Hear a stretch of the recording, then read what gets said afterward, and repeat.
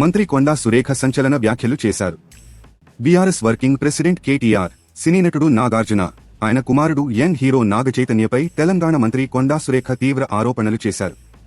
N convention సెంటర్ను కూల్చకూడదంటే సమంతను తన వద్దకు పంపాలని కేటీఆర్ డిమాండ్ చేశారని ఆమె చెప్పారు. దీంతో కేటీఆర్ వద్దకు వెళ్లాలని సమంతపై నాగార్జున, ఆమె భర్త నాగచైతన్య ఒత్తిడి చేశారని తెలిపారు. అయితే దీనికి సమంత ఒప్పుకోలేదని చెప్పారు. దీంతో కేటీఆర్ వద్దకు వెళ్లకపోతే తమ ఇంటి నుంచి వెళ్లిపోవాలని సమంతకు నాగార్జున స్పష్టం చేశారని, ఈ కారణంతోనే ఆమె ఇంటి నుంచి బయటకు వచ్చిందని తెలిపారు. ఆ తర్వాత నాగచైతన్యతో సమంత విడిపోయిందని చెప్పారు. మరో హీరోయిన్ రకుల్ ప్రీత్ సింగ్ కూడా కేటీఆర్ టార్చర్ పెట్టారని, కేటీఆర్ వల్లే రకుల్ తక్కువ సమయంలోనే ఇక్కడి నుంచి వెళ్లిపోయి హడావుడిగా పెళ్లి చేసుకుందని అన్నారు. కొండా సురేఖ చేసిన వ్యాఖ్యలు ఇప్పుడు తెలుగు రాష్ట్రాల్లో దుమారం రేపుతున్నాయి. టాలీవుడ్ను షాక్కు గురిచేస్తున్నాయి. మరోవైపు కొండా సురేఖ చేసిన వ్యాఖ్యలను నాగార్జున ఖండించారు. ఎక్స్ వేదికగా నాగార్జున స్పందిస్తూ, గౌరవనీయ మంత్రివర్యులు శ్రీమతి కొండా సురేఖ గారి వ్యాఖ్యలను తీవ్రంగా ఖండిస్తున్నాను. రాజకీయాలకు దూరంగా ఉండే సినీ ప్రముఖుల జీవితాలను మీ ప్రత్యర్థులను విమర్శించేందుకు వాడుకోకండి. దయచేసి సాటి మనుషుల వ్యక్తిగత విషయాలను గౌరవించండి.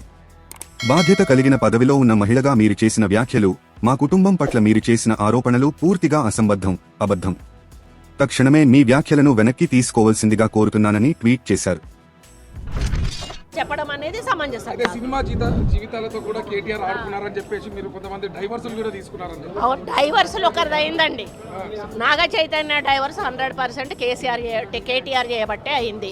ఎందుకంటే ఎన్ కన్వెన్షన్ హాల్ని కూలగొట్టొద్దు అని అంటే సమంతను నా దగ్గరికి పంపాలి అని చెప్పి ఆయన డిమాండ్ చేశాడు. సమంత గారిని వెళ్ళమని చెప్పి నాగార్జున వాళ్ళు ఫోర్స్ చేశారు. సమంత నేను వెళ్ళను అనింది. వెళ్ళను అంటే వాళ్ళు చెప్తే వింటే విను, లేకపోతే వెళ్ళిపోండి, డైవర్స్ ఇచ్చారు. అది ఓపెన్ సీక్రెట్. అది అందరికీ కూడా ఇంటర్నల్గా మీడియా వాళ్ళంతా వాళ్ళకి ఎవరికి ఇండస్ట్రీ వాళ్ళందరికీ కూడా తెలుసు.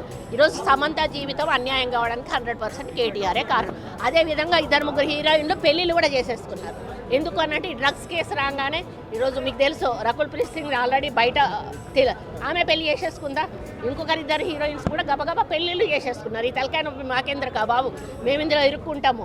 ఆ రోజు ఆయన అధికారం ఉండి ఈ విధంగా వాళ్ళ ఫోన్లు ట్యాప్ చేసి వాళ్ళు ఎవరితోటన్నా సీక్రెట్గా మాట్లాడుకున్న వాటిని రికార్డ్స్ని తీసుకొని ఆ రికార్డ్స్ను వాళ్ళకి వినిపించి బెదిరించి, ఇగో ఈ రికార్డు మీద ఉంది నా దగ్గర, మీరు కానీ రాకపోతే ఈ రికార్డు నేను బయట పెడతా అనే పద్ధతిలో చాలామంది హీరోయిన్లను లొంగపరుచుకున్నాడు. వాళ్ళందరినీ డ్రగ్స్కి అలవాటు చేశాడు. ఈయన కూడా డ్రగ్స్ వాడాడు.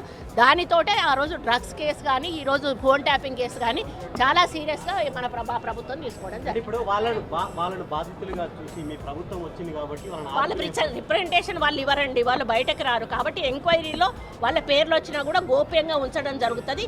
ఎవరైతే విక్టిమ్ ఉన్నారో వాళ్ళ మీద సీరియస్గా యాక్షన్ తీసుకోవడం జరుగుతుంది. తాజా సమాచారం కోసం లైక్ చేయండి, సబ్స్క్రైబ్ చేయండి, నోటిఫికేషన్ల కోసం గంట సింబల్ ఆన్ చేసి పెట్టండి.